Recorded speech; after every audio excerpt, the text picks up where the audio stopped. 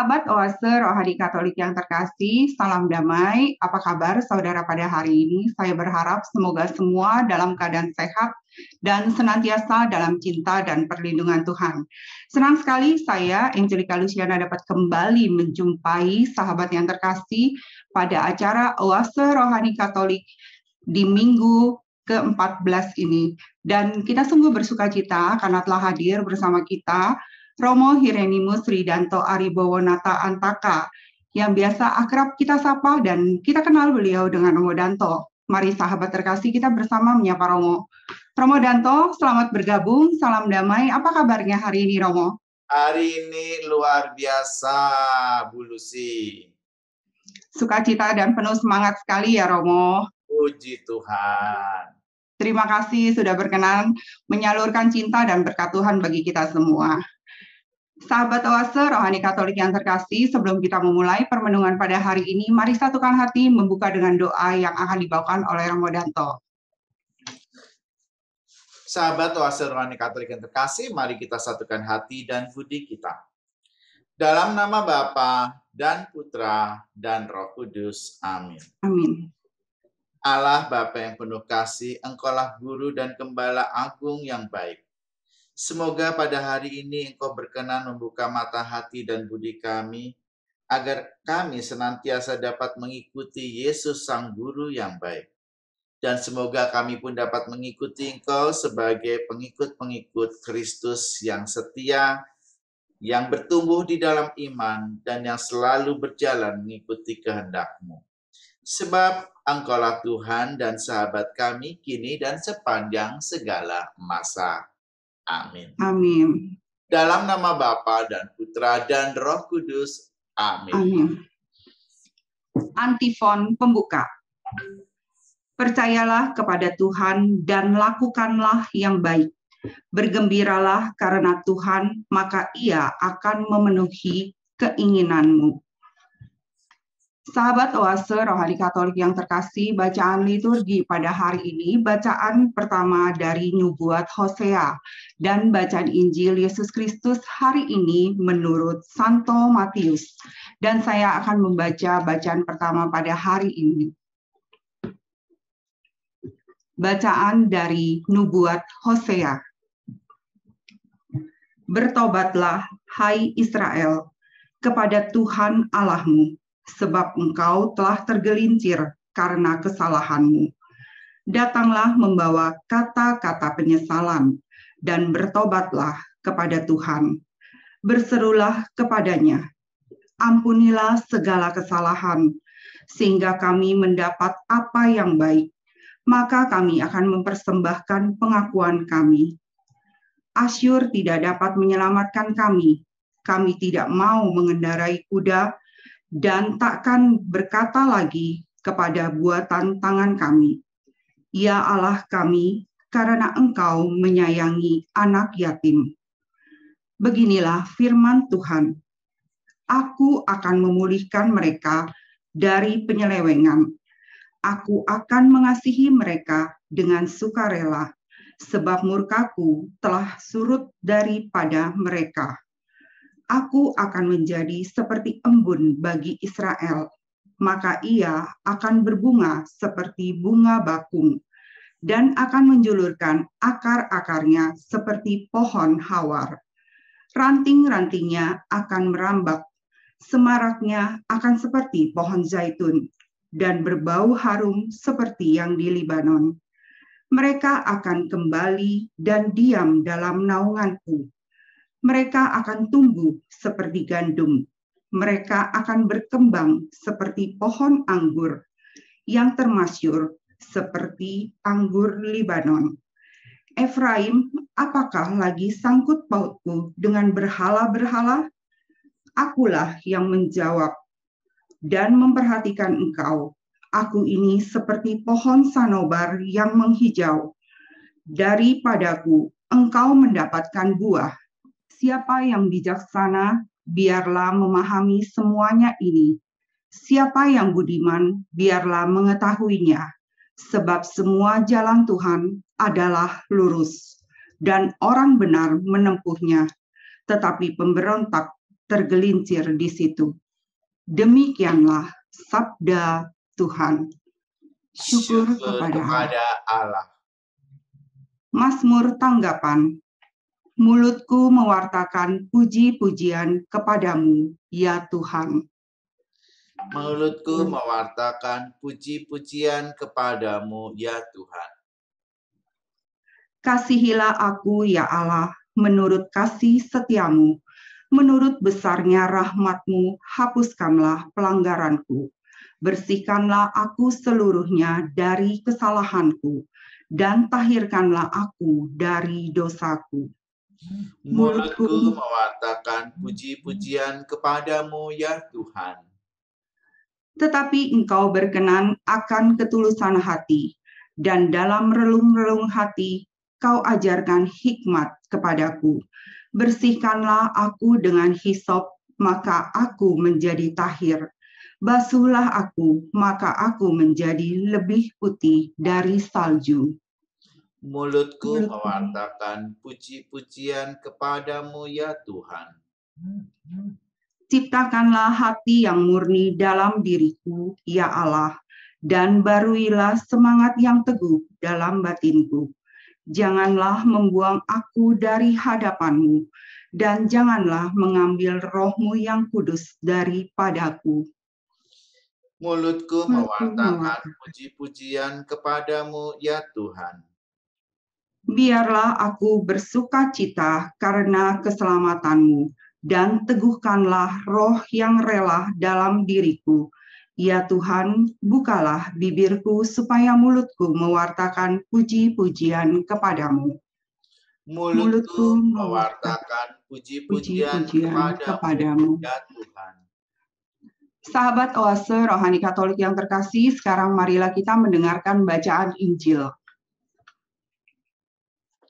Haleluya, haleluya, haleluya, haleluya, haleluya, haleluya. Roh kebenaran akan datang dan mengajar kalian segala kebenaran. Ia akan mengingatkan segala yang telah kunyatakan kepadamu. Haleluya, haleluya, haleluya.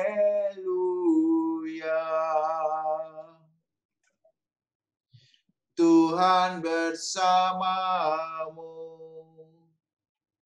dan bersama rohmu.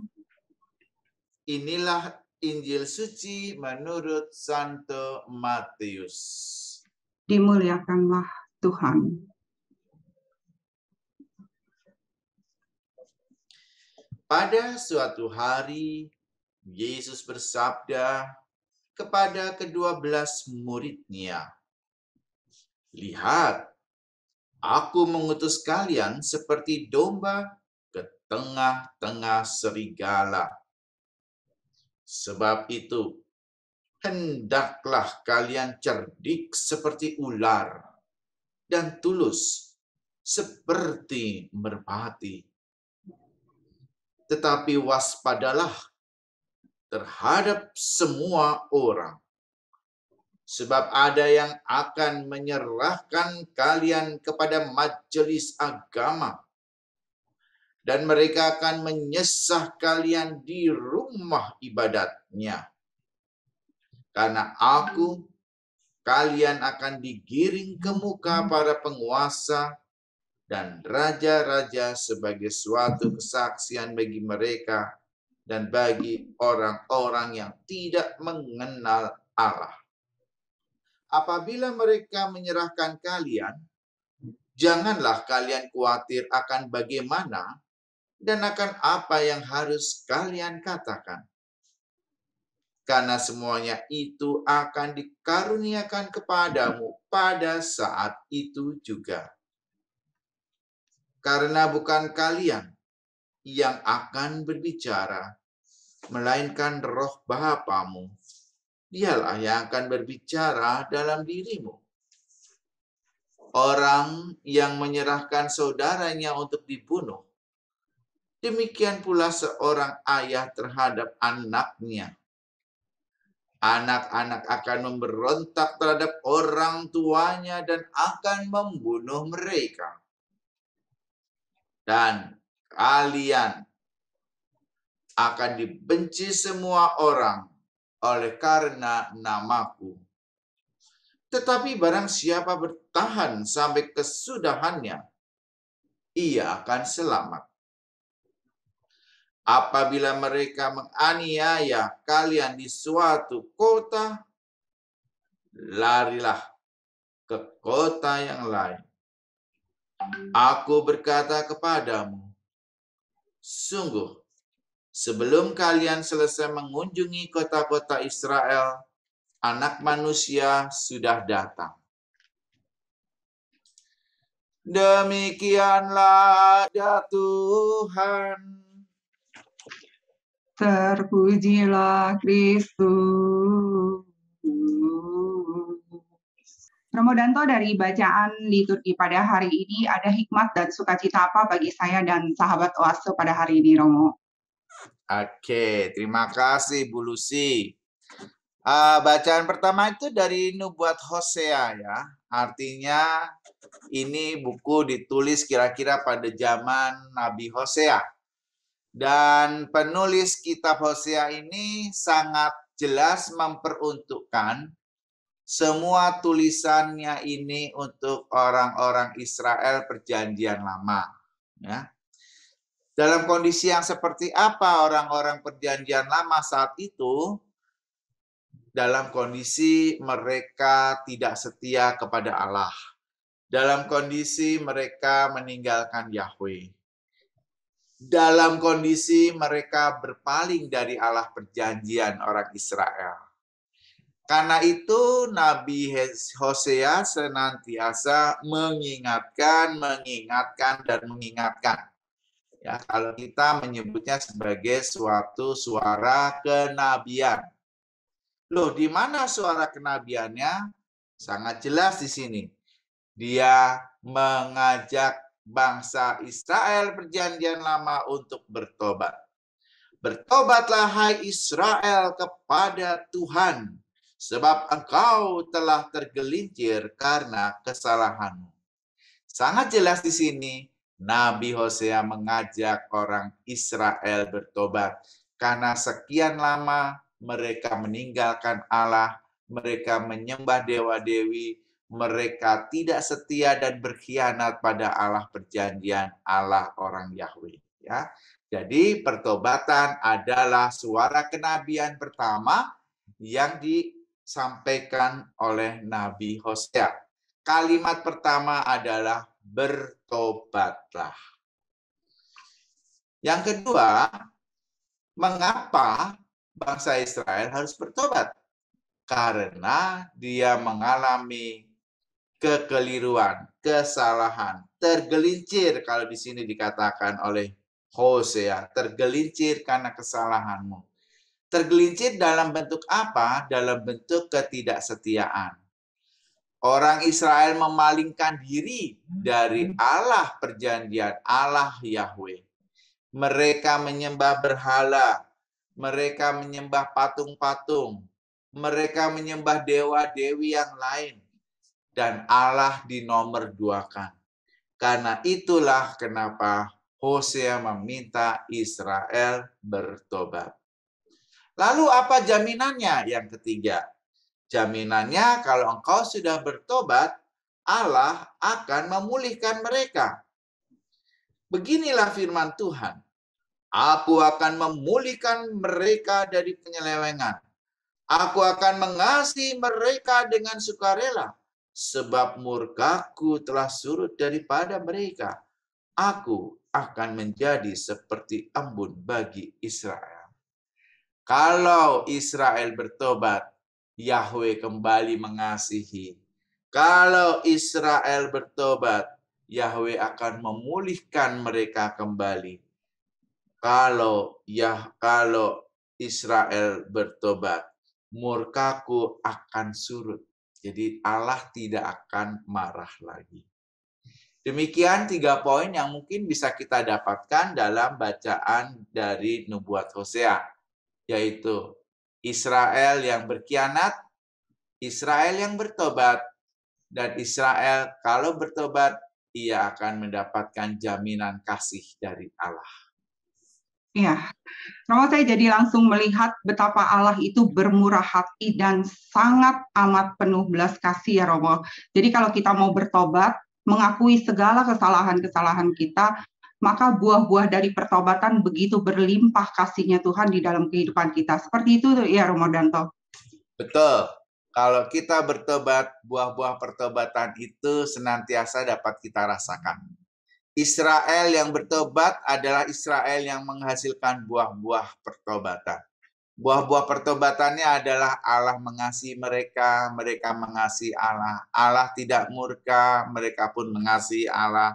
Dan Allah akan semakin peduli kepada Israel. Di situ dikatakan, aku akan menjadi seperti embun bagi Israel, maka ia akan berbunga seperti bunga bakung.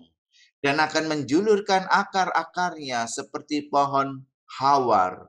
Ranting-rantingnya merambak, semaraknya seperti pohon zaitun, dan berbau harum seperti yang di Libanon. Ya, ini kata-kata sastra yang berbunga-bunga. Bagaimana kalau seandainya Israel bertobat, Allah akan semakin mengasihi seperti embun, seperti bunga yang bertumbuh, seperti pohon yang berkembang, seperti bunga-bunga yang harumnya semerbak di Libanon, dan sebagainya itu tadi ya. Iya, berarti sama halnya dengan kehidupan kita ya Romo, jika kita mau bertobat, mengakui kesalahan-kesalahan kita, maka hidup kita pun dipulihkan, diberikan berkat-berkat yang berlimpah. Seperti itu ya Romo ya. Betul, betul sekali ya. Jadi kalau kita pun bertobat, kita juga akan dipenuhi dengan hal-hal buah-buah pertobatan seperti itu ya. Tapi gimana sih orang Katolik itu bertobat? Nah, itu yang baru saya mau tanyakan juga, karena di akhir kalimat ini kan juga di akhir bacaan ini kan ada yang bilang dikatakan bahwa siapa yang bijaksana biarlah memahami. Kita butuh suatu rahmat dari Tuhan ya Romo untuk bisa mempunyai hati, sikap, pikiran yang bijaksana. Seperti itu ya Romo. Bagaimana Ya, bisa? ya, maksudnya apa itu? Siapa yang bijaksana biarlah memahami semuanya ini. Hosea mengajak siapapun yang bertobat itu sebagai yang bijaksana. Karena kalau engkau tidak ingin Allah murka, kalau engkau ingin Allah mengasihi, ya bertobatlah. Buah-buahnya tadi sangat jelas. Kalau orang Katolik berarti berdoa mohon rahmat pertobatan kalau dia belum bisa bertobat atau belum berani. Kalau sudah berani dia masuk kamar pengakuan menerima sakramen pertobatan dan menjalankan penitensi. Kalau itu sudah dilakukan, pertobatan juga bukan hanya di bibir, bukan hanya secara devosional, tetapi harus dilakukan secara real, konkret dalam hidup sehari-hari. Nah, kalau saya terbiasa menyakiti pasangan hidup saya setiap hari selalu aja ada kata-kata kasar, bagaimana sekarang kata-kata kasar itu saya kurangi? Paling tidak 2 hari sekali baru keluar kata-kata kasar. Selanjutnya 5 hari sekali, selanjutnya 1 bulan sekali, hingga akhirnya bersih. Suatu saat saya tidak pernah mengeluarkan kata-kata makian, kata-kata kasar kepada pasangan hidup saya. Ini bentuk pertobatan yang sangat jelas, buah-buah pertobatan yang terlihat secara batin, secara fisik, secara nyata juga, karena terlihat dan dirasakan oleh orang-orang di sekitarnya. Ya, jadi kuncinya adalah bagaimana supaya kita mempunyai hati, niat untuk mau datang kepada Tuhan, untuk bertobat dengan sungguh-sungguh ya Romo ya. Ya, betul. Jadi niat itu tidak berhenti sampai di niat. Kalau berhenti di niat ya berarti hanya dibatinkan. Tetapi harus sampai pada sebuah gerakan. Gerakan apa? Gerakan pertobatan. Ya. Gerakan pertobatan itu bisa dilakukan secara individual, tetapi juga bisa dilakukan secara komunal. Ya. Gerakan yang individual misalnya apa? Misalnya saya tidak mau mencuri lagi. Saya tidak mau menyakiti lagi. Saya. Itu individual. Artinya berlaku dan dijalankan oleh individu tertentu tersebut. Tetapi pertobatan juga bisa bersifat komunal. Komunal artinya dilakukan bersama-sama, ya. Dalam surat gembala Bapak Uskup pada Paskah yang lalu terkait dengan hari apa waktu itu ya, hari bumi ya, sangat jelas dikatakan bagaimana pertobatan ekologis juga harus dilakukan secara bersama-sama. Bertobat secara ekologis berarti pertobatan yang yang menjadikan bumi kita sebagai planet yang satu, sebagai planet yang ramah ditinggali oleh semua orang.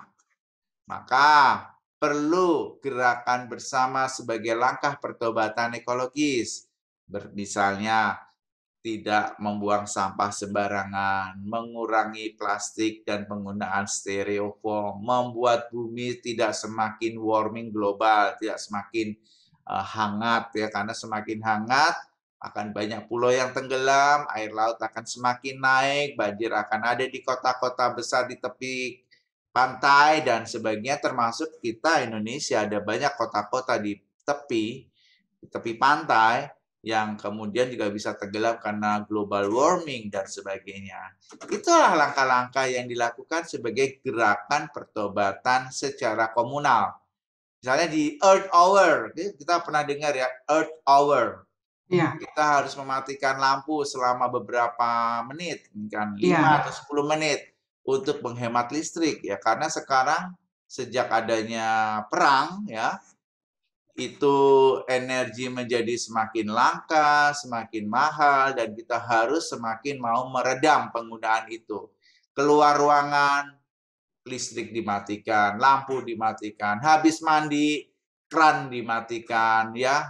Dan itu harus senantiasa menjadi bagian dari gerakan hidup, baik individual maupun komunal.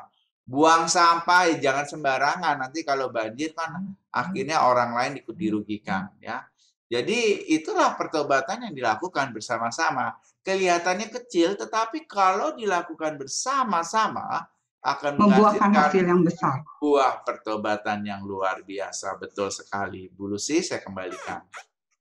Ya, Romo, ini sangat menarik dan luar biasa sekali, menggugah kita juga, membuat kita harus berkaca bahwa kita mempunyai perbuatan kecil tapi bisa menghasilkan sesuatu hal yang besar jika kita mau benar-benar datang kepada Tuhan, bertobat, dan juga kita mau benar-benar menjalankan hidup yang baik, yang lurus, seperti itu ya Romo ya. Betul sekali. Romo, kita akan rehat sejenak dahulu ya Romo ya. Baiklah. Sahabat Oase, Rohani Katolik yang terkasih, kita akan merenungkan sesaat apa yang sudah disampaikan oleh Romo Danto, dan kita akan kembali pada perbincangan rohani di sesi yang kedua.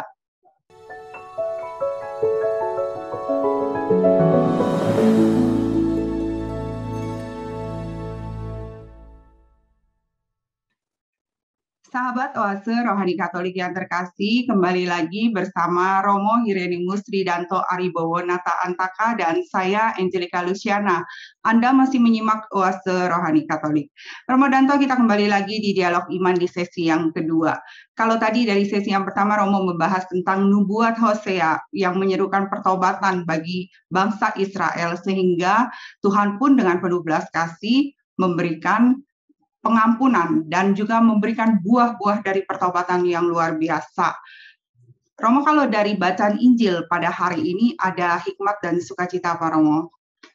Tampaknya bacaan Injil masih senada dan paralel ya. Tentang bertobat juga ya Romo. Betul, bahwa pertobatan itu juga diminta oleh Yesus dalam bentuk awareness, bentuk berjaga-jaga ya.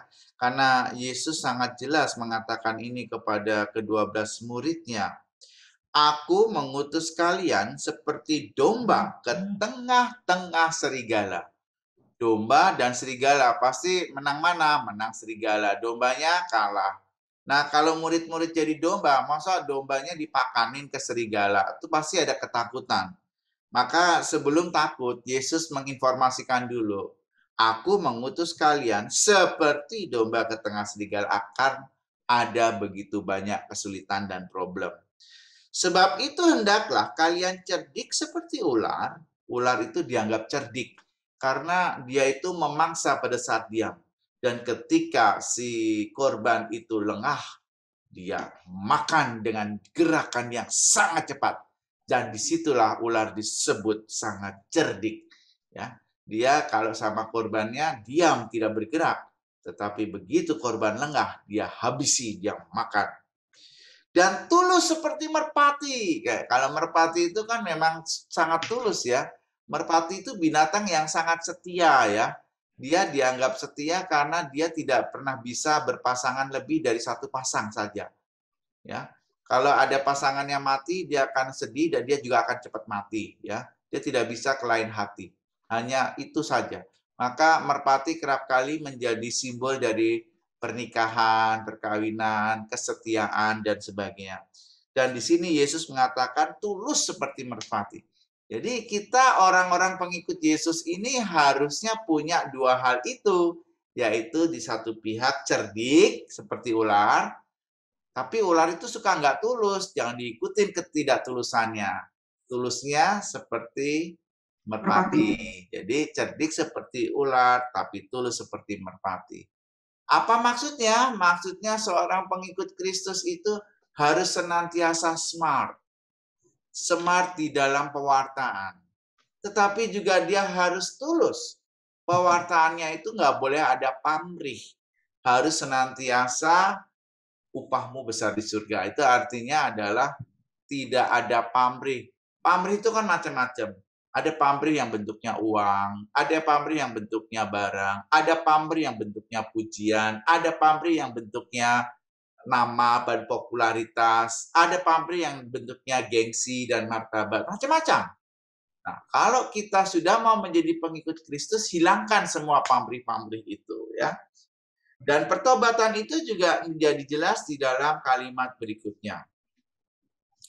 Waspadalah terhadap semua orang, sebab ada yang akan menyerahkan kalian kepada majelis agama dan mereka akan menyesah kalian di rumah ibadatnya. Karena aku, kalian akan digiring ke muka para penguasa dan raja-raja sebagai suatu kesaksian bagi mereka dan bagi orang-orang yang tidak mengenal Allah. Menjadi pengikut Kristus artinya menjadi siap untuk seorang martir, menjadi seorang martir. Ya, martir itu berarti siap menderita karena nama Tuhan Yesus. Jadi Yesusnya tidak disembunyikan, ya, tapi Yesusnya ya sudah menjadi bagian dari hidupku, menjadi bagian dari namaku, menjadi bagian dari pribadiku, menjadi bagian dari identitasku, baik secara jelas maupun tidak secara jelas, ya. Sehingga Yesus tidak kututup-tutupi. Seperti Petrus yang meskipun dia seorang murid tertua, apakah engkau murid Tuhan Yesus? Sekali-kali tidak. Padahal jelas dia murid Tuhan Yesus, gitu ya. Sampai 3 kali dia menyangkal, baru ayam berkokok 3 kali. Demikian juga dengan kita. Pertobatan berarti kita harus berani membawa Yesus kemanapun. Bahkan kalau perlu setiap aku menghirup nafas, nafasku Yesus. Menghembuskan nafas, nafasku Yesus. Yesus. Yesus. Yesus. Itu yang terjadi. Jadi identitas pun juga sebagai pengikut Kristus ya. Kadang ada orang yang menyembunyikan identitasnya sebagai pengikut Kristus. Aduh, nanti gimana di lingkungan kerja kalau mereka tahu saya satu-satunya pengikut Kristus. Ada orang yang takut ketika harus berdoa sebelum makan, ketika makan di tempat umum. Aduh, nggak usah bikin jalan salib lah, ya udahlah, yang penting makan bareng-bareng, udah. Nanti ada kita buka tanda salib, orang tahu lagi kita Katolik. Terus pertanyaan lanjutnya, emang kenapa kalau mereka tahu? Emang akan ada hukuman? Emang akan dipersekusi? Emang akan dibuat malu? Kan yang penting kita bayar. Ya. Nah, kadang-kadang kita punya ketakutan-ketakutan seperti itu. Mungkin jangan-jangan kita perlu belajar juga ya dari para atlet kita yang Katolik-Katolik itu gitu ya. Saya ingat betul misalnya ketika Olimpiade Internasional pertama di mana Indonesia ikut, emas pertama yang dihasilkan adalah dari atlet orang Katolik ya. Ketika itu dari badminton yang Dan yang mendapatkan emas pertama itu tunggal putri ya, kalau nggak salah namanya Susi Susanti ya. Mungkin mesti dicek lagi. Apa yang terjadi dengan dia? Ketika dia selesai, dia melemparkan raketnya dan dia membuat tanda salib. Tanda salib. Orang bertanya-tanya, ini siapa? Oh, ternyata orang Indonesia ada juga yang Katolik. Yaitu atletnya perempuan lagi. Bawa nama Indonesia luar biasa. Untuk pertama kali Indonesia saat itu mendapat emas pertama ya di kalangan pertandingan olahraga bergengsi tingkat internasional ya. Luar biasa. Atau kita kenal yang badminton juga Jojo itu ya, waktu mendapat emas dia juga bikin tanda salib. Ya, mungkin tanda salib itu sepele gitu ya, kayak apa sih artinya? Enggak ada guna. Tapi bagi sebagian orang itu menjadi sesuatu yang berguna, menunjukkan identitas. Pertanyaannya, apakah sebagai pengikut Kristus kadang-kadang identitas itu perlu ditunjukkan? Dan beranikah aku menunjukkan itu? Kadang-kadang kita punya kekhawatiran, kita punya ketakutan, takut dibenci, takut dijauhi, takut apalagi dengan adanya politik identitas akhir-akhir ini, semua yang berbau non mayoritas dianggap ya tidak senada, ya tidak searah, tidak satu grup, maka kita juga kerap kali takut untuk dijauhi, dimusuhi karena kita berbeda. Ibu, bapak, saudara sekalian, Yesus sudah mengingatkan apabila mereka menyerahkan kalian, jangan kalian khawatir akan bagaimana dan akan apa yang harus katakan. Karena semua itu akan dikaruniakan kepadamu pada saat itu juga. Karena bukan kalian yang berbicara, melainkan roh Bapamu, dialah yang akan berbicara dalam dirimu. Jadi pertobatan berarti membiarkan Yesus menguasai hidup kita. Membiarkan roh Allah berada di dalam diri kita. Sehingga kalau kita berbicara dalam nama Yesus, mungkin bukan kita yang berbicara, jangan-jangan itu roh Allah yang bekerja melalui mulut kita, melalui pikiran kita, melalui diri kita. Kita tidak takut untuk menderita karena Yesus kita bawa. Kita tidak takut untuk menderita karena Yesus menjadi bagian dari hidup kita. Kita tidak takut untuk menderita karena gaya hidup seorang Kristiani yang penuh kasih dan pengampunan. Justru kita berani melakukan itu karena dengan itu Yesus makin dikenal. Ajaran kasihnya semakin viral. Ajaran pengampunannya semakin mendunia. Dan akhirnya nilai-nilai yang ditawarkan Yesus yaitu kasih, iman, dan juga pengharapan juga menjadi bagian dari sesama di sekitar kita meskipun dia bukan seorang pengikut Kristus. Jadi Injil ini sangat luar biasa kaya raya, kita bisa mengeksplor banyak di sana. Saya kembalikan Ibu Lucy. Iya, Romo, jadi semoga kita yang pada hari ini mendengar homilinya Romo Danto, kita pun bisa dengan sepenuhnya menjadi laskar Kristus yang berani menegakkan kabar sukacita bagi setiap orang. Kadang-kadang kan kita kalau disuruh misalnya di dalam satu paroki, Romo disuruh melayani, kita suka penuh dengan khawatir. Tapi di Injil pada hari ini ditekankan sama Tuhan bahwa bukan engkau yang menjawab, tapi biarlah roh Bapa yang akan menjawab.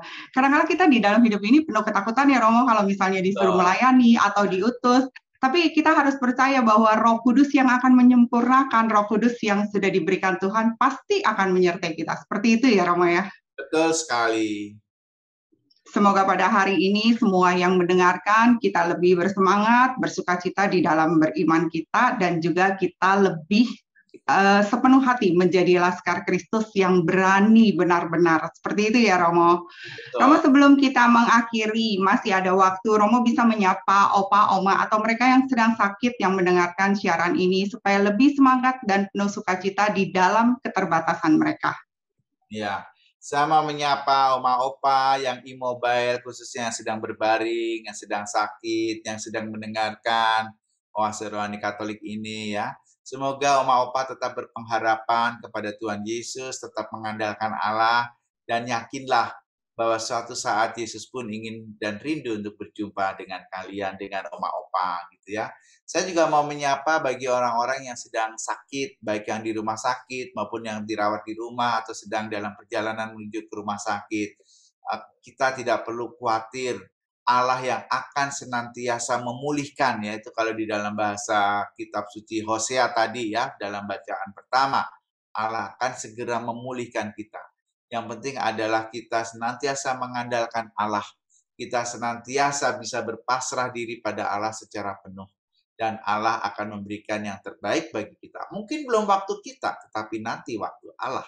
Dan kita percaya dan bersyukur bahwa kita masih punya pengharapan bahwa Allah memberikan yang terbaik bagi kita.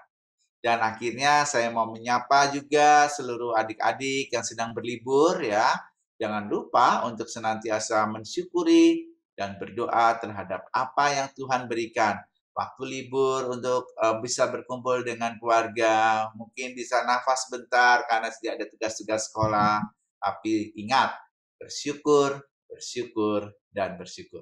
Tuhan memberkati. Amin. Terima kasih Romo Danto buat kebersamaannya pada hari ini yang Romo wartakan memberikan inspirasi dan semangat beriman bagi kita semua. Terima kasih ya Romo. Sama-sama. Sahabat Oase Rohani Katolik yang terkasih, usai sudah kebersamaan kita pada hari ini, saya, Angelika Luciana, dan Romo Hirenimus Tridanto Aribowo Nata Antaka, mohon pamit dari ruang dengar Anda. Sekarang marilah kita satukan hati menutup dengan doa dan mohon berkat Allah melalui Romo Danto. Sahabat Oase Rohani Katolik yang terkasih, mari kita satukan hati untuk mengakhiri renungan kita sepanjang pagi ini dengan doa. Dalam nama Bapa dan Putra dan Roh Kudus. Amin. Amin. Allah Bapa yang penuh kasih, kami bersyukur atas spirit dan roh pertobatan yang Kau kirimkan kepada kami. Sehingga dengan hati lapang kami boleh mendengarkan bagaimana kata-kata Nabi Hosea sebetulnya juga ditujukan untuk kami yang kerap kali jauh daripadamu, yang kerap kali tidak setia kepadamu, yang kerap kali tidak senantiasa menjalankan kehendak-Mu. Dan kami bersyukur karena hari ini kami juga disapa oleh Yesus untuk menguatkan dan meneguhkan kami. Ketika Yesus berkata, "Aku mengutus kalian seperti domba ke tengah-tengah serigala." Janganlah kalian khawatir akan bagaimana dan apa yang harus kalian katakan.